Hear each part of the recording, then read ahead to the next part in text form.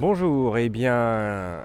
nous voici en présence du New M1. Qu'est-ce que c'est que le New M1? Eh bien, déjà, New, la marque, a en fait été créée par un ancien fondateur de Baidu, le Google chinois, en 2014. Donc en 2018, la marque a tout juste à peine 4 ans. On a donc ici, par rapport à d'autres marques beaucoup plus anciennes, non pas obligatoirement le NEC plus ultra, mais en tout cas ce qui est le plus moderne en termes de scooter électrique. Et que fait un scooter électrique sur un site moto? Eh bien tout simplement parce que l'avenir est sans doute à la mobilité électrique, et à partir du moment de toute manière où on parle de scooter, on parle plutôt de praticité, de modèle de mobilité urbaine, et donc eh bien tester ce qui se fait à l'heure actuelle de quasiment mieux, eh bien l'occasion de vérifier ce qui sera dans nos rues demain.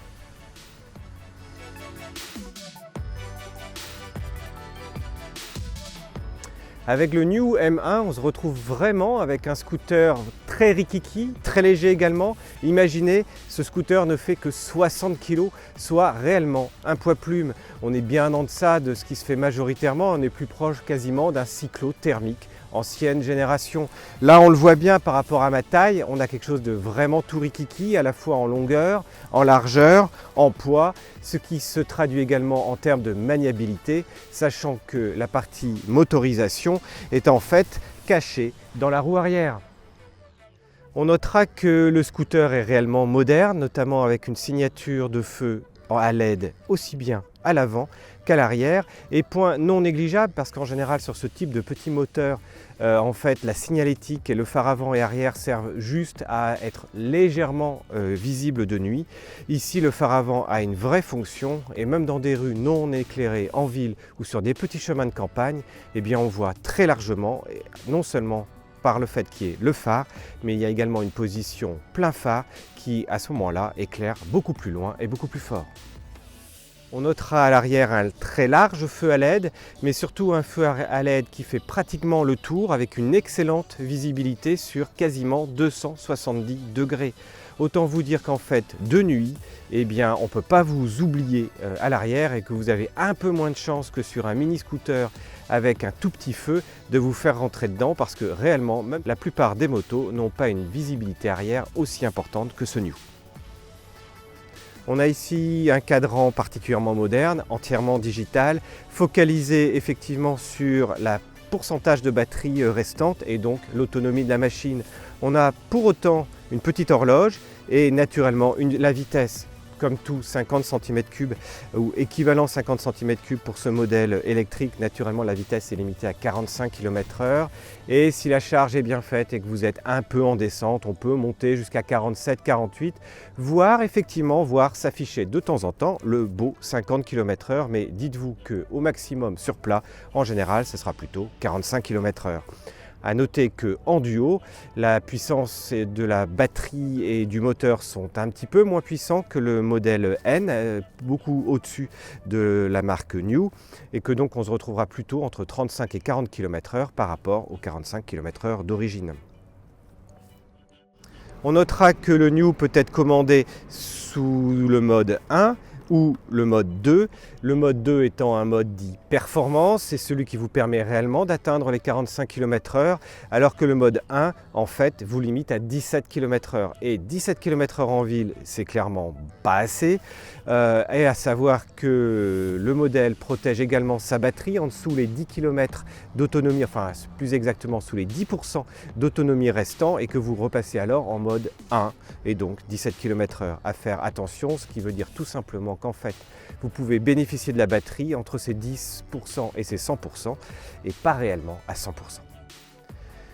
Quand on dit New, on se dit tiens, à quelle technologie fait appel le constructeur? Eh bien de la même version que pour son modèle supérieur, il fait appel à une technologie Bosch, et donc un petit moteur Bosch intégré dans la roue arrière. Et à noter que ce modèle spécifique M1 est disponible en deux versions. Une version de 800 watts, et là on parle de la puissance maximale délivrée par le moteur, parce qu'il est capable d'aller jusqu'à 900 watts en crête, et une autre version dite Pro de 1200 watts, soit 1600 watts.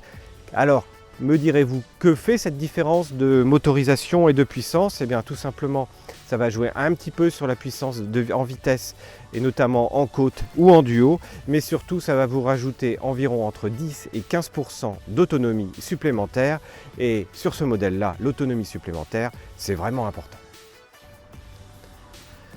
Côté freinage, eh bien, mine de rien, malgré la petitesse du modèle, eh bien, on a quand même un freinage à disque qui se révèle très largement suffisant pour arrêter la machine. Mais par rapport au modèle supérieur M, on a quand même un freinage beaucoup plus souple, voire quasi spongieux de temps en temps en termes d'impression. Donc on n'a pas un super feeling, mais pour autant, si on prend bien les freins et qu'on écrase bien les poignets aussi bien avant et arrière, eh bien le freinage se fait très simplement et très naturellement, sans surprendre, y compris sous la pluie et notamment sur les feuilles mouillées que l'on a pu avoir encore cet hiver, ce qui est un gage de sécurité et de mise en confiance pour les nouveaux pilotes.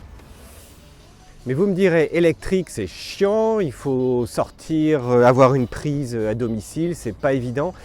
Le point très fort et vraiment très pratique, mais surtout le point très positif de ce petit modèle, eh bien c'est tout simplement qu'il dispose d'une batterie extractible. Qu'est-ce que ça veut dire une batterie extractible? C'est qu'on peut l'enlever, il suffit d'ouvrir la selle qui se soulève très simplement, d'enlever la prise qui est ici, et on peut du coup enlever très simplement la batterie qui se porte très facilement et qui s'emballe tout simplement jusque chez soi pour le recharger. D'autant plus que ça se recharge après sur une prise standard chez vous, et que si vous vous étiez retrouvé complètement à sec en dessous les 10%, la charge complète se fait en moins de 5 heures. On notera que le scooter a une longue selle qui se révèle plutôt confortable, même si par contre le simple amortisseur à l'arrière fait que le confort est moindre par exemple que sur le modèle M. Pour autant en ville, et pour peu qu'il n'y ait pas trop de pavés ni de trous, le confort est au rendez-vous. Si le scooter maintenant est homologué pour 2 places et où l'on a effectivement des petites poignées passagers, il n'y a ici aucun cale-pied qui sont malgré tout disponibles en option. On peut rouler à 2, il ne faut pas négliger le fait que c'est un petit moteur beaucoup moins puissant et qu'à 2 la vitesse sera plutôt limitée entre 35 et 37 km/h maximum, ce qui ralentit d'autant également l'autonomie de la machine. Comme la majeure partie des modèles électriques, aussi bien scooter que moto, eh bien, on bénéficie de tous les avantages de l'électronique, mais également de la connectivité avec une appli mobile qui permet de donner en temps réel quel est le pourcentage de la machine,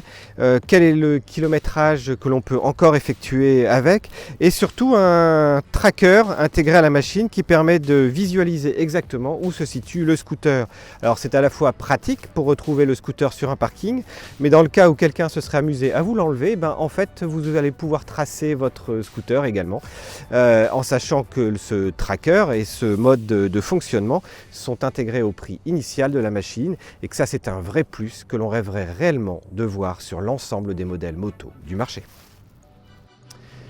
Le vrai point positif de ce scooter, eh bien, il est pour son look déjà très sympa, avec des technologies embarquées type moteur Bosch de dernière génération, avec un vrai travail sur l'autonomie, une douceur de prise en main qui n'a rien à voir avec son modèle N. Donc le modèle M1 pour ça est vraiment bien, et surtout son prix, car ici on est juste pile poil à 2000 €, pas 1990 € symbolique, mais vraiment 2000 €, ce qui en fait l'un des modèles les moins chers du marché, l'un des plus sympas, avec une vraie technologie et une longévité accrue. Maintenant pour 2000 €, eh bien forcément il y a un point faible. Le point faible de ce modèle réside plutôt dans son autonomie, réduite ici plutôt entre 35 et 37 km, voire 40 km si vous êtes principalement sur du plat, mais pour peu que vous utilisiez en permanence le mode performance, c'est-à-dire à fond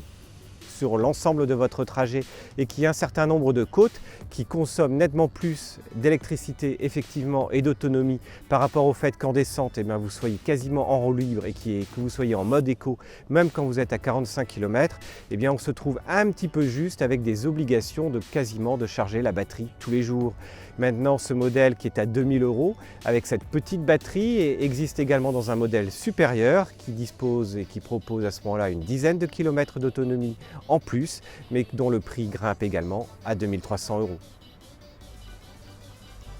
Retrouvez l'essai complet de ce modèle M1 New sur lerepairedesmotards.com avec toutes les informations complètes ainsi que la fiche technique détaillée.